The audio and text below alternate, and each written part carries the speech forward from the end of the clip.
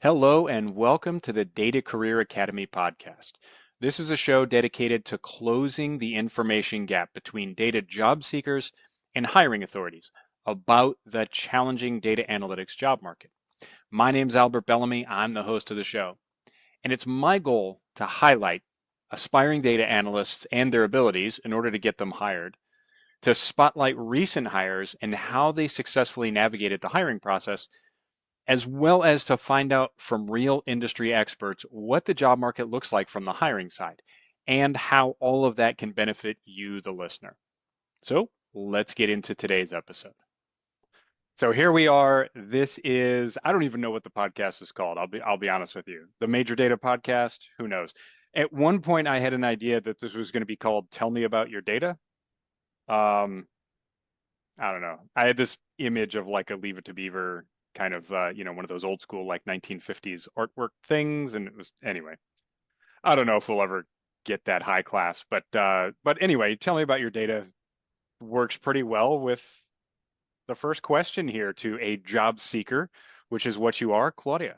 Why don't you tell us about yourself? Oh, thank you. Thank you, Albert, for inviting me here today.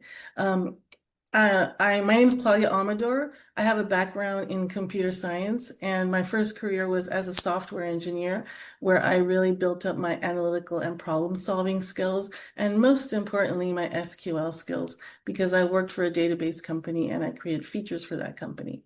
And then after a while, I really wanted to contribute back to the state's public education system, what it had given me. So I went into education. I taught math and computer science. And I like to say that it really taught me how to be a human being, because up to that point, I had really focused on those analytic skills. And as a teacher, I developed skills in empathy, communication, and conflict resolution. However, after a while, I realized that that kind of environment wasn't the best for my temperament. So I took a data science course and learned that Excel had really come a long way since I first learned about it. And I learned about Tableau and machine learning and those other data science topics. And I went into educational data. And I was able to combine my technical background and my educational background. And I was able to revamp my SQL skills and run lots of reports. I specialize in data quality and regulatory compliance, and I am skilled in SQL, Tableau, and Excel. And most recently, I improved the data quality at the university where I was working by doing root cause analysis for a data set that had a 10% error rate. I created scripts, this is where SQL came in, that removed duplicates and corrected some formatting issues. And I also did some research to find alternative data sources. So data quality is very important to me, as is data documentation.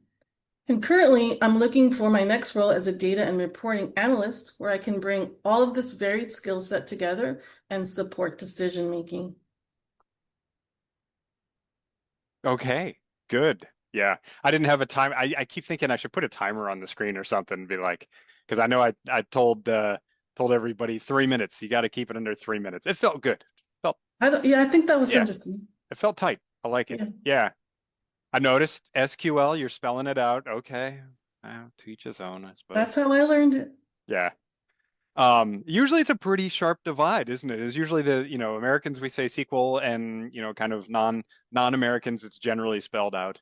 So yeah, we did start a cult one time.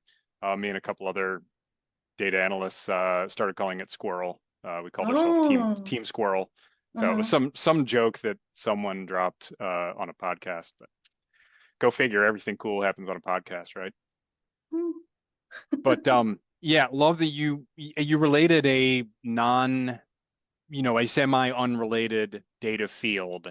You related particularly the soft skills, but also the technical skills that you use there into analytics. So that's, I think, is fantastic. And yeah, in a situation where you're in an interview and you're going to be asked to tell us about yourself, that's a key skill. So someone smart must have told you to do that. But the one thing, if I could nitpick just a tad, I would say best for my temperament. That would, I don't know, that would cause more questions. Yeah, I would just Mm. say, I would just say, hey. it was time for me to push off and find something new. So yeah, I think and besides, your temperament's awesome. We've worked together enough that I can say that with confidence. It's So really in reference to my being an introvert. Being like customer okay, facing every day, hour after hour, is just it's very hard. I think absolutely. yeah. And I think if you put it that way, that's a winning strategy. If Hmm. you just say, hey, it's just teaching kids, it's just not really how I'm wired. And it was a wonderful experience, but it was time to move on. Hmm. Um, so yeah, I think you can say that. It's honest, it's forthcoming, but it's saying, hey, here's why I'm looking for something new. Hmm. But yeah, always got to put that positive spin on it. But Okay. so the question is, how aggressively are you job searching? Like, are you all in on this? Are you kind of doing the port and starboard, like working over here and searching over here? What are we doing? I recently have really become invested in ramping it up. I was Hmm. having a more relaxed approach initially. My last assignment was a year long and it finished in August. And it's an education. Education usually takes a while to get the process going. So I applied to a couple of jobs. They were kind of adjacent to data analysis and reporting, but I Hmm. made it to the final round and I just didn't get the Awesome. final um, you know, Yeah. callback. So right now I'm ramping it up. I'm looking at exploring other fields besides education. And I'm really focused on job applications looking for new opportunities. And also I'm working on networking. I just applied to a mortgage company. So I said, who do I know from a mortgage company? Well, there's this one person who's like 2 degrees away from me. Let me reach out to them. And last week I applied to a healthcare institution and I was connected to some people from that institution. So I reached out to them. So Nice. I'm really ramping it up. I'm going week by week to try and just do more of it, but I'm dedicating about 4 hours a day most. Oh, awesome. Mhm. Yeah, that is such a, the old Chinese proverb, right? The best time to plant a tree was 20 years ago. Second best time is today. Yes. And so there's kind of two ways to network. There's you network with the people that you already know, Mhm. and then you can also, if you're, in that gear, you can network with new people, but it can be very difficult to sort of build that rapport and that skin in the game and to where that network connection becomes productive when you're in a, kind of a pressurized, doesn't sound like you're pressurized, but when you're in active job searching mode, always better to get those network connections before you need them. And then you can be like, hey, haven't talked in a little while. Let me tell you what I'm up to. Yeah. That is definitely the best way to do it. Yeah. In So, addition to that, I'm also yeah, working part-time just because for me, I just feel better as a human being to have somewhere to go a few days a week and be yeah, productive. So I'm working as in yeah, school.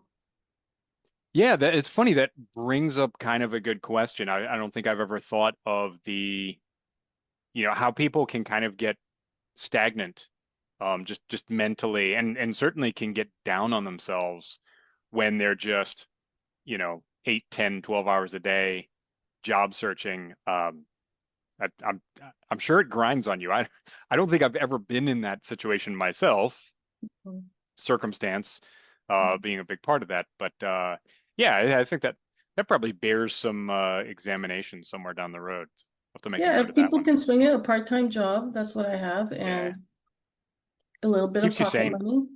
Yeah. Yep. Yeah, keeps a couple And bills meet paid, keeps you people. sane. It's good. Yeah, exactly. So there's plenty of talk about the job market and, what is the nature of the job market. Now, my opinion because we've been in classes together. No pressure. I am happy to be proven wrong or even suggested wrong. What are you seeing in the job market right now? I know you've said you've gotten to the end of a couple of interview processes, so you're getting into interviews and just haven't quite closed the deal on them. What does the job market look like to you? It's different than it's been in the past because in the Mm, past, the approach that I was taking until recently had worked. Um, a more relaxed pacing. I was very targeted in my applications. And When you say in the past, how long, how far back are we talking? so the first data job I got was in 2021, Okay. and I had a more relaxed approach to it. I only applied to like one job a week, which I think is very little. And but it was also very specific. I was looking for a certain kind of job in a community college, near that was driving distance for me. I do prefer having a site that's near me. I don't like the Hmm. idea of working 100% remote. So there's limited opportunities in that area, and I just would wait for that opportunity to show up. But I think right now, I was actually quite surprised to get to the end of an interview process and not make the deal. So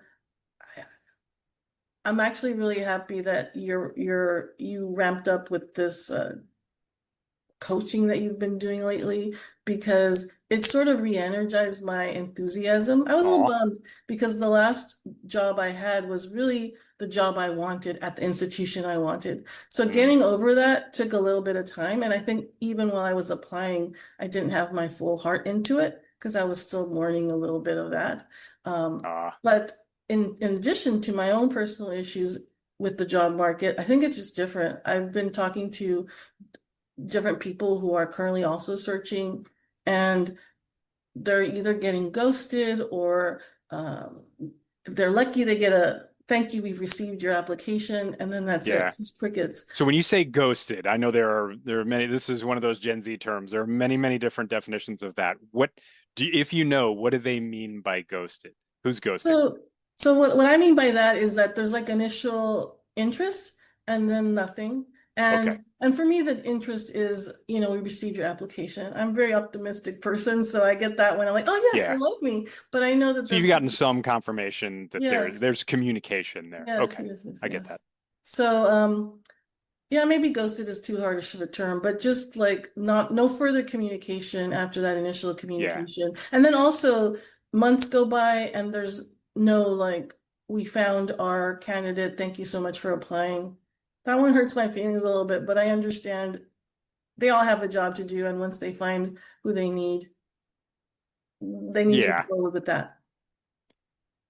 Let me tell you, I've heard that from my own company Mhm. uh last year. So it's yeah, that never gets easier, no matter, and I was in a perfectly secure job at the time, but had my heart set on something new, and they said, "Yeah, we're going a different direction." Oof. Never never really sits right. If like you said, if you got your heart set on something and you're like, "Wow, this is really intriguing. This could be great for me." Oh, and then Somebody I tells just you thought of no. something more about what I meant Mm, by that. In those jobs applications where I got several rounds in and made a bit of a connection with the hiring manager even, and it's sounding very positive in our interactions. At the end, they choose someone else, and I'm very happy for them. I send them a mm. note, congratulations, I'm glad you found a good fit. But then I always ask for feedback, and I haven't gotten a response back from that as well. Yeah. I've actually part of this, I'm actively pursuing a couple of recruiters and hiring managers to come on this show, and I got a couple that I know will do it. It's just working out the schedule. Yeah. There are actually really good legal reasons why they cannot or generally will not provide feedback. I mean, they get sued. Okay. And yes, and just for saying the most innocuous things, just hey, we found someone that was slightly more skilled. You were highly competitive, but and next thing I know, there's a some sort of discrimination lawsuit on them with the person having no idea who they were competing against. So, I don't know how you prove discrimination in that case, but yeah, I've heard some horror stories, and so I do know a couple of good people in the hiring chain that will try to give feedback when they can. But yeah, it is a bit of a minefield on all sides. And that's why I recommend people like, hey, have some patience and give everybody some grace because everyone's out there trying to do a good job. Job seekers, job granters, all of them. So yeah, hopefully I can create a little more understanding with this, talking to different people from different sides. Mhm. But so cool. So the market, it's interesting. It is a market. It's doing market things. So what would you say is your strategy as far as the job search, the application process? Do you have a regimented approach? Is there some sort of process? Do you have systems in place? What's the overall Claudia approach to job searching right now? So right now I'm in the process of changing my processes. What it used to be was uh, once a week I would apply to a job, and because most of Mm. these were in education, I you didn't have to apply right away. They usually have closing deadlines, and I would prepare a lot. Like I'd spend a lot of time making my resume applicable using the same language that they use in their job listing. And currently, I'm still looking at some of those educational sites, but I'm also looking at other sites like dice.com or Indeed. I never really looked at those kind of sites before. And finding Okay. a few different applications that I want, or a few different jobs I want to apply to. And then I do it. Like I said, I set myself a schedule. I start, at 8 in the morning. I work until noon. And then I'm also looking at ramping that up. There's a local job center here that will look at my resume with me, will give me advice about what I should be doing. And one of the things she told me was you should be applying 3 to 5 jobs a day, which is, it seems like a big lift. We'll see how close I get to that. But that's my goal, as well as some of the things that you talk about in terms of improving your LinkedIn profile, putting out some more content, and networking online. I also Yeah. signed up for a course from Alex the Analyst that had to do with like a Okay. job search. And Yes. and one of the things he recommended there was to find like a recruiter or a consulting company to work with. So I'm also, those are all things that I'm adding week by week, a different element to my job search process. So I'm really wanting to use all of the tips that people have given me, yourself included, and put them to practice, for no Yeah. other reason, just to feel like I'm making progress. Making change will feel like progress. Um, and it'll just put my name out there in front of more AI things, probably what are they called? ATR or something. The Um, ATS. ATS, yes. Yeah. But also more real people. I have Yep. connected Good. already with a couple of different people on LinkedIn, and I'm taking a course right now on machine learning. And there's people there that have the kind of jobs that I would like in education. Hmm. So I'm not afraid to reach out to people and be rejected. Um, those are where I'm putting my energies, the networking and the job application. You'll be surprised in the data industry. I have found that even the influencers and the high level, you know, half a million followers or whatever. Hmm. Alex connected with me when I was first starting out, and lots of other, Ken G, who had a huge podcast at the time, and Yeah, I was stunned at how many people I could just send them a DM and they would connect with me. yeah, And then I had a direct line to him and I could just ask him questions. And I was just like, this is great. I've never, you can't go on Instagram and like send somebody, famous person a DM and they're just like, sure, let's be buds. yeah, So yeah, great characteristic of the data industry. And yeah. yeah, highly recommend Alex's stuff. Alex has seen the hiring game from every angle. Hmm. And yeah, I mean, it's what he says is generally the gospel. I've found a couple of things I disagree with him over the years I've been listening to him, but Hmm. yeah, you can't go too far wrong following the man. Um, Even in the podcast game, funny enough. Yeah, he's good at Um, it. so if you've already covered it, just double tap on it. What's been your toughest lesson learned so far? I think my toughest lesson is always that things are always changing, and I adapt to whatever the current situation is. And it's a challenge for me to see things change again and change so rapidly. The thing I learned about the job search process is it is different than it was just a few years ago. It is more competitive. People are applying, on LinkedIn with that simple apply. I see the job listing. It's only been out 5 minutes and there's like 100 applicants already.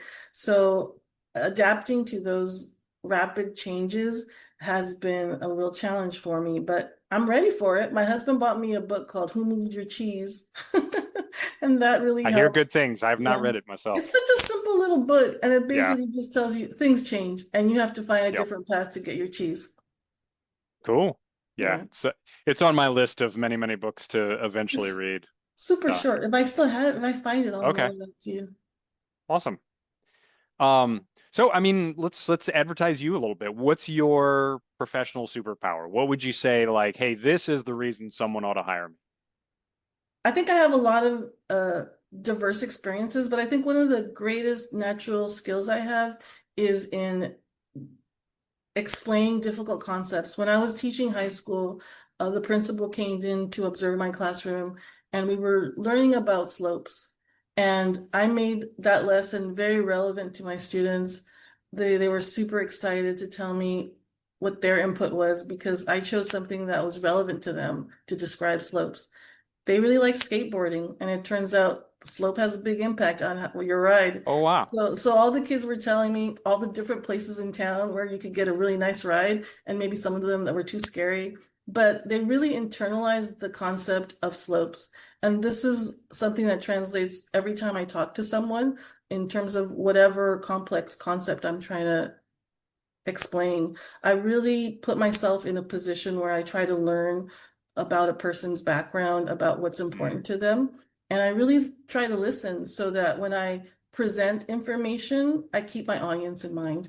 So I think that's my superpower. I really uh, have learned to pay attention to where people are and meet them there. yeah. Have you read How to Win Friends and Influence People? I have not. Ah, you got to. It Mm, reflects a lot of the things you talked about. I read mhm, it far too late in life. I should force all my sons to read it right now because I wish I'd read mhm. it in my 20s. But Yeah. yeah, a lot of what you were talking about there absolutely resonates. How do you meet people on their level? Um, and just, works all over the place as a leader in the Marine Corps. It was how do you meet Marines on their level? You to lead them properly, you've got to be speaking their language. Their language could be a half dozen different things. The things that motivate them may be different. Same thing in job searching. It's all sales. And you've got to meet the target audience on their level.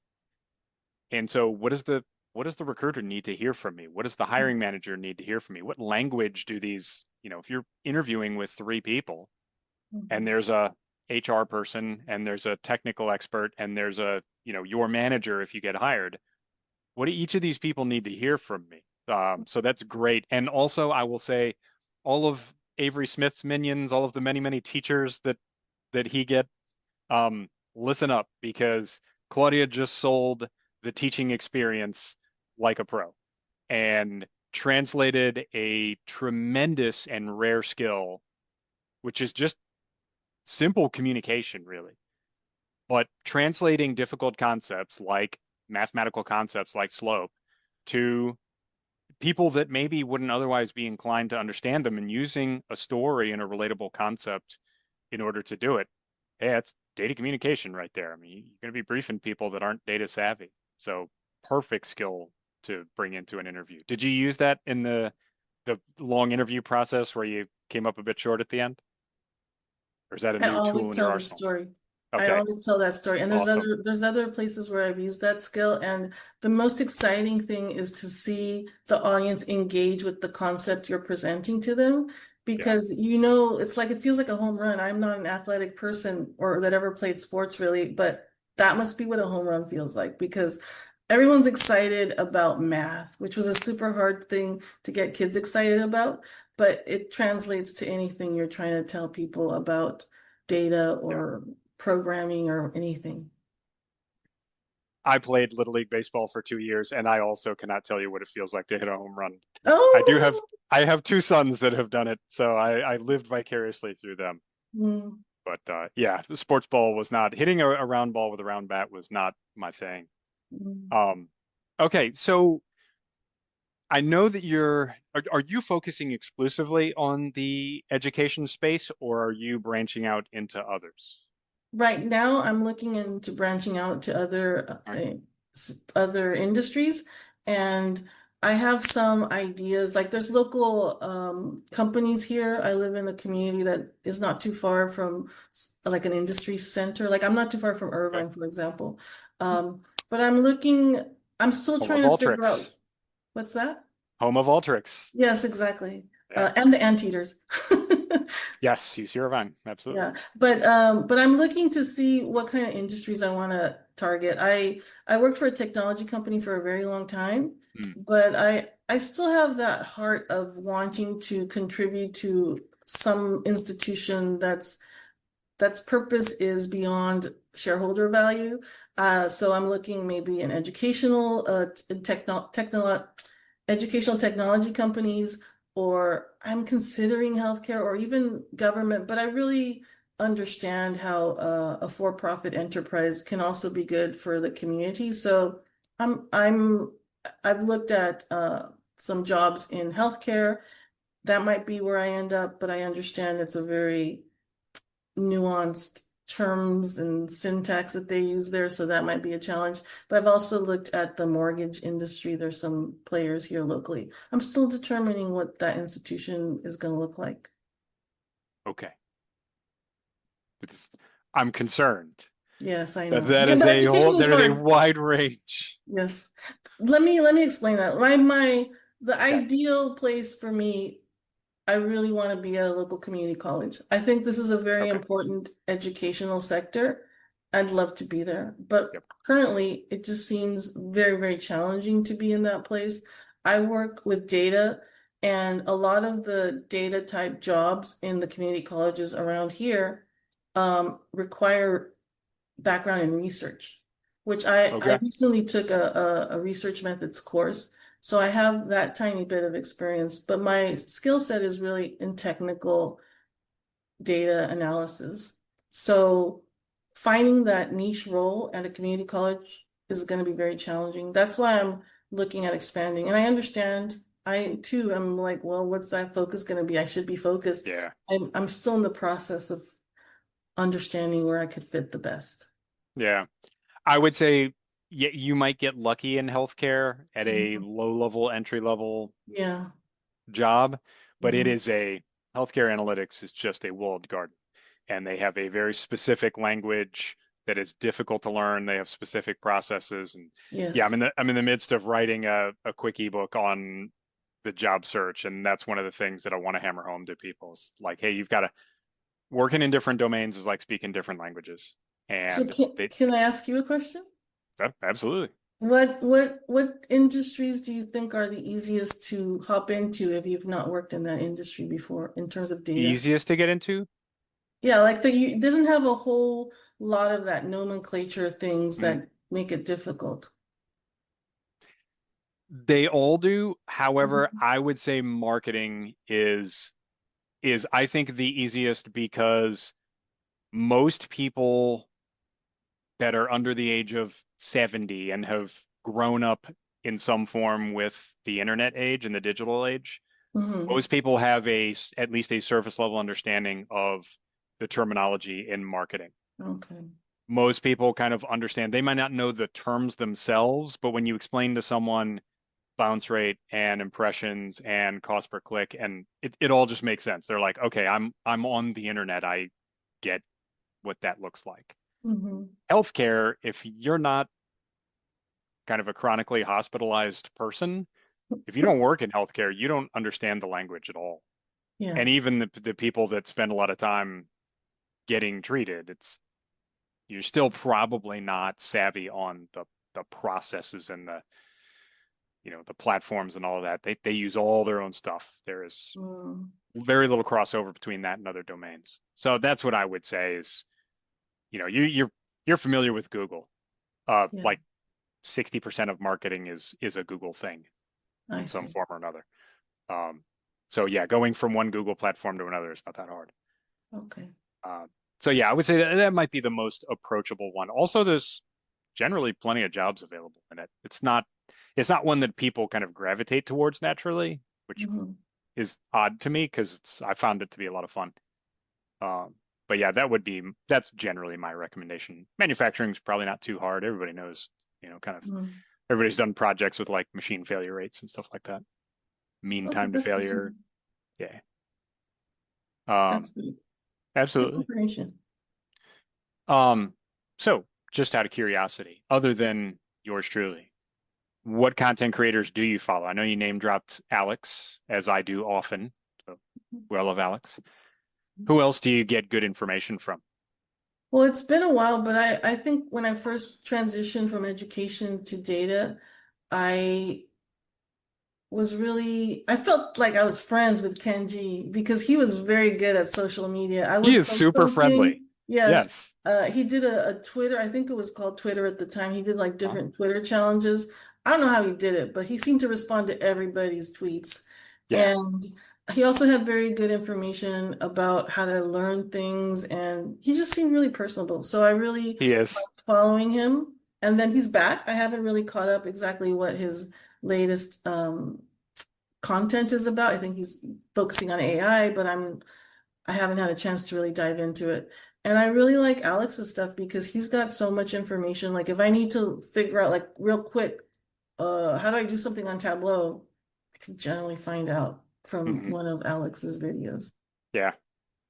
How do you take in information? Like what do you do? You got fun and you got learning, but what's in between? How do you get your content fix? Uh-oh, did we freeze?